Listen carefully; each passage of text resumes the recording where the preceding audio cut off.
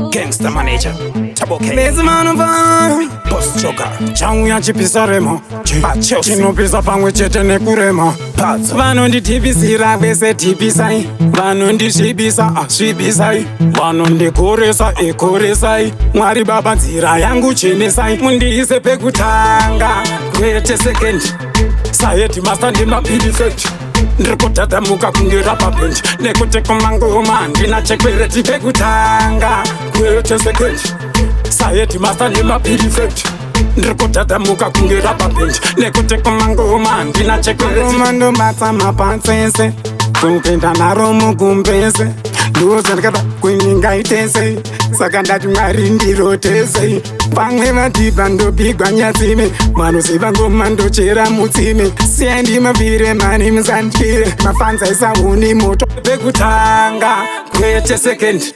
sayeti masta ndemapirifekti ndiri kutatamuka kunge rapabendi nekuti kumangoma ndina chekwereti pekutanga kwete sekendi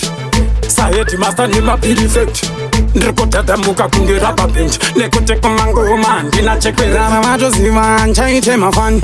ndakatozvidzosera kugredi 1 ndiri kuri kanga ratsvukirira mupani ivo vari kuziva vari kuti weutani vanonditipisira vese tipisai vanondisvibisa asvibisai vanondikoresa ekoresai mwari baba nzira yangu chenesai mundiise pekutanga kwete sekendi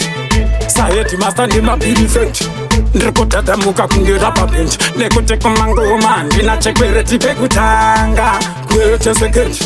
sayeti masta ndemapirifekti ndiri kutatamuka kunge rapabendi nekuti kumangoma ndina chekwereti mandomatsa mapatsese kunopinda naro mugumbese ndozandikada kunyingaitese saka ndati mwari ndirotese pamwe madhibha ndobhigwa nyatsime manoziva ngoma ndochera mutsime siyai ndimabvire mani musandire mafanzaisa uni moto pekutanga kwete sekendi